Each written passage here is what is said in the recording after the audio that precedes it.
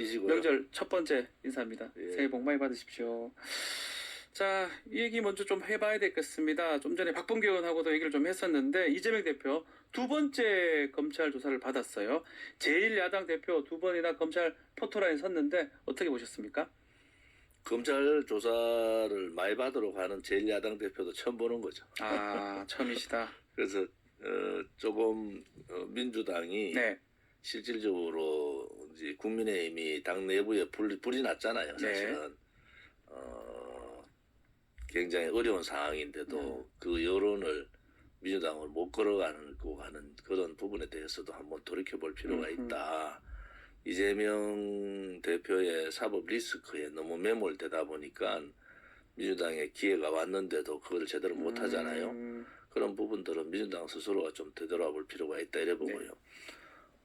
소환 부분에 대해서는 뭐 검찰이 앞으로도 여러 건이 있어서 또 부르면 또 가야 됩니까? 어떻게 보십니까? 요건에 대한 소환은 안 갈 것 같아요. 그죠? 지금 분위기는 대장동 관련해서는 대장동 관련해서는 나름대로 본인은 뭐 할 얘기 다 했다. 네.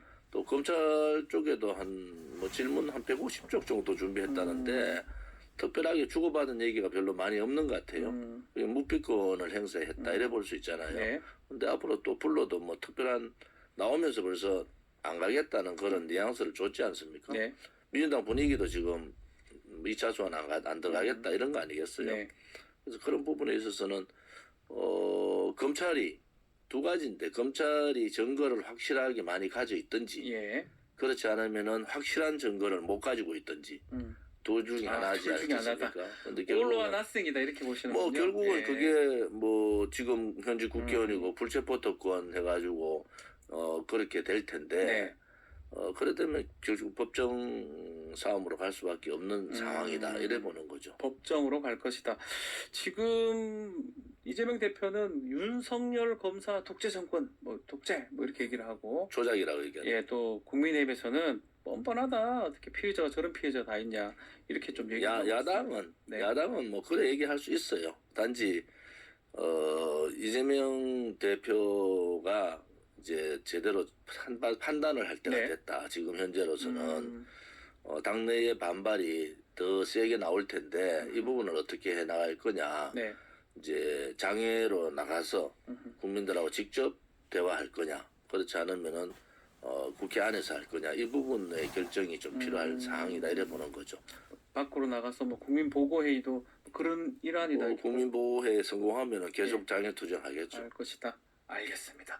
자, 좀 주제를 좀 바꿔서요. 좀 국민의 상황도 한번 짚어보겠습니다. 뭐 저희 뭐 대표님하고도 얘기를 많이 했었는데 나경원 전 의원 불출마한다면 정치 생명 끝날 수도 있다. 공천도 없을 수도 있다. 이렇게 또 다들 하셨거든요. 어떻게 되는 겁니까? 나경원 의원뿐만 아니라 네. 대한민국의 정치인들에 대한 과대 포장, 네. 또 국민들의 그 거품, 네. 기대에 대한 거품 이런 것이 이번 나경원 의원을 통해서 적나라하게 드러났다. 그리고 뭐 내려놓는 것, 불출마가 용기가 아니고 네. 불출마한 것이 소위 말하는 자기의 압력에 대한 굴종이죠. 굴종으로 보시는군요. 나경원은 야생화가 아니었다. 그때 실내에 이제 있는 하초에 그렇게 말씀하셨어요. 지난번에 정말 제대로 된 한번 정치인 보여줄 수 있는 기회가 왔는데 그거 못 살렸다 이렇게 보시는 본인이 거군요. 뭐 그러한 정치 지금까지 해왔던 정치가 네. 굉장히 그 장외 정치보다는 화초와 같은 정치를 한 거 아니겠어요? 그 한계를 못 뛰어넘었다. 그러고 와서 뭐 이런저런 얘기를 하는데 불출마 선언 기자회견을 보면서 그것은 용기가 아니다. 정치인의 용기는요. 국민을 향해서 옳은 일을 할 때 그것이 용기라는 거지. 자기는 옳다고 생각하는데 어떠한 이런 얘기를 하더라도 옳다고 생각하는데 내려놓겠다. 네. 그것은 정치인이 가는 길이 아니다 이래 보는 거죠. 그래도 그 불출마 선언 보니까 뭔가 가시가 좀 있는 것 같긴 해요. 가시 있으면 뒤끝이 좀 있는 것 같기도 하고요. 뒤끝 있으면 뭐 합니까? 제일 마지막 말에 윤석열 정부에 대해서 얘기했으니까 그것이 나경원 전 원내대표의 한계다. 그래서 저는 이제 우리나라 정치인들에 대한 국민들의 평가가 조금 명확하게 좀 들여다볼 필요가 있다. 언론에서 어떤 올려서 띄워주는 정치인 네. 혹은 바깥에 내놓으니까 하루도 못 버티는 그러한 정치인들을 이제 정리할 때가 됐다 이래 보는 거죠. 여든 야든 바르지 않다, 옳지 않다고 얘기할 때는 바른 소리를 할 수 있는 정치인이 그렇게 클 수 있는 그러한 분위기를 만들어주는 것은 국민밖에 없어요. 당내의 개혁 아무리 해도 안 되더라고요. 그렇게 국민들이 그러한 정치 풍토를 올바른 일을 하고 혹은 정의를 위해서 혹은 진실을 위해서 혹은 압박에 버티면서 저항할 수 있는 그러한 정치인들을 만들어주는 것이 맞지 않습니까? 지금 이재명 당대표의 문제도 마찬가지고요. 옳은 소리 하는 사람들이 지금 말을 잘 못하지 않습니까? 왜냐하면 집단적인 린치를 당하고 있죠. 이번에 국민의힘은 집단 린치잖아요. 집단 린치다 이것은. 소위 초선 의원들이 자기가 무슨 글을 썼는지도 모르고 동의를 했다는 거 아닙니까? 지금 초선 의원 중에서 배현진 의원에 대해서 제가 눈여겨 좀 볼 생각 필요가 있다고 해요. 그렇습니까? 왜 그렇게 같은 여성 의원으로서 그렇게 주동적으로 나서서 했는지 이해가 잘 안 되는 부분이지만은 그게 여당 소위 보수 정당 국회의원들의 한계면은 깨야죠. 깨야 된다. 알겠습니다.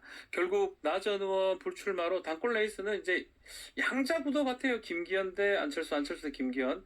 뭔가 또 변수라든지 양자 구도가 됐죠, 그죠? 어허. 지금 제가 그 전에 얘기했지만은 뭐 나경원 의원이 출마를 해서 2위를 하던 결선 투표에 가든 안철수 의원이 결선 투표에 가든 두 사람의 표는 어차피 3분의 2 정도는 안철수 후보 쪽이나 나경원 의원 쪽으로 간다고 얘기했잖아요. 현실적으로 그게 나타난 거죠. 그러니까 이번 선거 전당대회가 윤심 전당대회가 됐다는 데 대해서 국민은 대단히 반성을 해야 된다.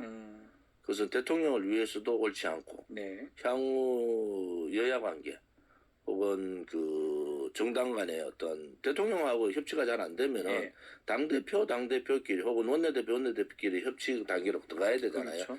그러한 부분에 있어서도 국민의힘이 이니시티브 혹은 그 주동력을 잃어버렸다. 이렇게 저는 보는 거죠. 대통령 쪽으로 지금 다 기울어졌다는 건데 마지막 변수로 유승민 전 의원 얘기도 나오고 있거든요.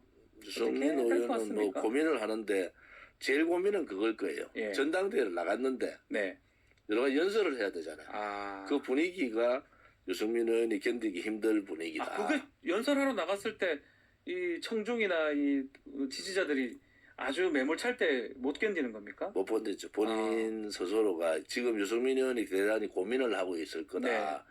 이게 어차피 정당 정치라는 게 양당 구도지 않습니까? 그렇죠. 거기에서 이제 이탈 현상이 생긴 거예요. 유승민 의원에 대한 뭐 유승민 의원에 대한 그렇지만 나경원 의원에 대한 그러한 국민의힘의 자세, 그런 의원들의 행위를 보았을 때는 이거는 정당 정치가 무너진 거 아니겠습니까? 정당이라는 게 생각이 다른 사람들이 같이 있을 수가 있고 이념은 같더라도 생각은 다를 수 있단 말이에요. 근데 그 생각 다르다고 해서 그것을 집단적으로 이런 식으로 반이성주의로 반이성적으로 린치하는 것은 우리 정당사의 대단한 후퇴다. 유승민 의원이 고민하는 지점이 그걸 겁니다. 고민하는 지점이 그걸 고민할 것이다. 알겠습니다. 지금 뭐 윤심 이런 거 얘기를 했는데 또 홍심 이심 얘기도 나와요. 홍심은 홍준표고 이심은 이준석 전 대표 얘기하는 건데 홍심 이심은 변수가 될 수 있습니까? 홍준표 시장은 뭐 보통 보면은 잡초 같은 그러한 기질이 있다. 뭐 이렇게 하지만은 좀 심한 거 아닌가요? 대구 시장의 역할도 대단히 많은데 윤석열 대통령한테 그렇게 잘 보이고 싶은가? 저는 홍준표 선배로서 제가 홍준표 대표 시장을 볼 때는 부끄럽다. 이제 산적에 있는 대구 시정 역할 좀 해라. 왜 나경원이라는 사람 뭐 그것도 이제 불출마 선언했는데도 아직도 떠들고 있더라고. 그래서 홍준표 시장을 지지하고 있는 청년들이 있잖아요. 근데 그분들이 홍준표 시장이 지금 하는 행태에 대해서 동의를 한다. 저는 그렇게 보지 않습니다. 홍준표 시장의 지금 행태는 굉장히 잘못된 거다. 누가 보더라도 너무 윤석열 대통령한테 잘 보이려는 모습이 보인다. 그러면 자기가 잘해서 잘 보이면 되는데 남을 꺾어 내리면서 잘 보이는 행태는 정치에서 악수 중에 악수잖아요. 악수라고 보시는 거군요. 그대로 홍준표 시장이 다음에 뭘 하려고 나오면은 그대로 대받는다. 그래서 홍준표 선배 좀 가만히 좀 계셔라. 이런 말씀을 좀 드리고 싶고요. 네. 이준석 전 대표는 대표요. 예. 뭐 자기 하고 싶은 대로 할 거예요. 왜 길이 없잖아요. 네. 지금 뭐 국민의힘에서 공천받을 수 있는 것도 아니고 윤석열 정부 내에는 이준석 대표의 정치적인 행보는 굉장히 어렵다. 네. 그러면 뭐 자기 하고 싶은 대로 하는 거죠. 그냥 그 두 사람 다 좀 특히 국민의힘 당원들 중에 젊은 층한테 좀 호소력 있지 않습니까? 그게 표가 분석이 안 되잖아요. 분석이 안 된다는 거죠. 이준석 전 대표의 그러한 국민의힘으로 봐서는 해당 행위, 그다음에 당선된 대통령하고도 계속적인 그런 불화, 네. 이런 부분에 대해서 국민의힘의 당원으로, 그것도 책임 당원으로 입당한 사람들이 거기에 동의를 하느냐? 저는 그렇지 않다고 보는 사람이에요. 그래서 그 부분하고 그 시기 홍준표 대표 때 들어왔던 당원들, 이준석 전 대표 때 들어왔던 당원들의 성향을 너무 자기 중심주의로 해석하면 안 된다. 분석이 불가능하다 이 말씀이네요. 분석이 안 되는 거예요. 왜냐하면 전당대 이번에 치러보면요. 예. 의외의 변수가 나올 수가 있겠다는 어떤 게 생각이 있을까요? 하거든요. 왜냐하면 한 40만에서 배가 늘었잖아요. 예. 그럼 이게 분석이 전혀 안 되는 상황이라서 예. 지금 그 국민의힘의 전통 보수 당원들도 있지만 네. 새롭게 들어온 당원들의 성향은 어쩌면은 이번에 윤심 전당대회에 대한 반발이 굉장히 있을 것 같다. 그럴 가능성도 있다는 거네요. 그래서 지금 제가 지난번 한번 얘기했지만 전당대회가 굉장히 박빙의 상황이 올 것 같다. 그런데 지금 한 달 남아 있잖아요. 네. 한 달 동안 무슨 뭐 토론회도 하고 뭐 유세도 하고 할 텐데 여기에 대한 사항들이 굉장히 먹혀들어갈 거다. 전당대회 변수는 이제 남은 변수는 그거다 이래 보는 토론하고 연설. 표는 갈라질 표는 다 갈라졌고 중도에 실질적으로 다음 총선에서 어느 구도가 국민의힘을 제1당으로 만들어주느냐 하는 그런 부분들이 굉장히 당원들로서 고민하고 있는 시점이다 이래 보는 거죠. 자, 또 이것도 계속 문제가 되고 있어요. 윤심 말씀을 하셨는데 윤석열 대통령 전당대회다 이렇게도 우리 지금 대표님께서도 표현을 했는데 전당대회 직접 참석하기로 했어요. 이건 어떻게 해석을 해야 됩니까? 참석하고 싶으시겠죠. 저는 윤석열 대통령께서 전당대회 참석하는 부분에 대해서는 뭐 그전에도 그런 사례가 있고 단지 하나 그전에는 굉장히 비밀스럽게 하다가 이렇게 하루 전날이나 이렇게 했는데 뭐 윤석열 대통령 스타일이 그런 건 아닌 것 같아요. 뭐 할 일을 숨길 필요 없다. 그냥 직공으로 가는 스타일이라서 전당대회 참석을 하시는데 참석하셨는데 과반 안 나오면 어떡하죠? 1차 투표에서. 그러면 2차 투표에 다시 또 참석하시나? 저는 그게 되게 궁금한데 사실. 뭐 메시지로 읽힐 수가 있는 거 아닙니까? 전당대회 가보셨어요? 저는 뭐 그냥 언론으로 보기는 저는 전당대회 많이 가봤잖아요. 메시지가 아니고 전당대회 참석하는 것에 따라서 표가 확 왔다 갔다 합니다. 그 정도입니까? 결정타가 될 수 있다 이 말씀이네요. 그렇죠. 왜냐하면은 전당대회 참석한다 그 자체가 윤석열 대통령이 국민의힘 당 대표에 대해서 대단히 관심이 많다라는 거 아니겠습니까? 알겠습니다. 또 윤석열 대통령 또 이어서 김건희 여사 얘기도 좀 해보면 최근에 단독 행보를 많이 하는 것 같아요. 여성 정치인들하고도 뭐 식사도 했던 것 같고요. 이게 올해 저 정치를 하셨으니까 과거에도 이런 사례가 좀 있었습니까? 과거에 있었죠. 있었는데 조용하게 했죠. 아무도 모르게. 박근혜 대통령께서는 그 여성 대통령으로서 뭐 여성 남성 관계없이 다들 모아서 했지 않습니까? 조용하게 했는데 이제 좀 다른 것 같아요. 스타일이. 윤석열 대통령이나 김건희 여사의 스타일이 조금 다른 것 같다. 실질적으로 김정숙 여사께서 문재인 대통령 때 많은 국민들 좀 조용한 내조 하면 어떠냐 이렇게 많은 국민들이 바랬지 않습니까? 그럼 그래 안 하시더라고. 김건희 여사도 그래 안 하실 것 같아요. 저는 사실은 조용한 내조와 윤석열 대통령의 스타일에서는 김건희 여사의 조용한 내조 혹은 소외계층, 어려운 분들하고의 만남 뭐 이런 소통이 굉장히 좋다는 생각인데 그렇게 안 하실 것 안 같아요. 하실 것 같다.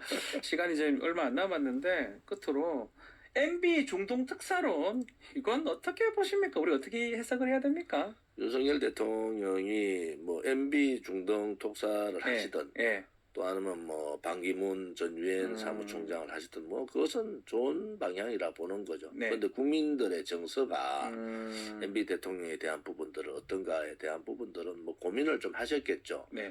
단지 하나 국익을 위해서 쓸 수 있는 카드, 쓸 수 있는 인물은 네. 다 써도 괜찮다. 아하, 저는 국익을 그렇게 위해서라면 알겠습니다. 자, 오늘 모두 까기는 시간이 다 돼서 여기서 마무리를 하겠습니다. 다음 주에 또다시 뵙도록 하겠습니다. 조원진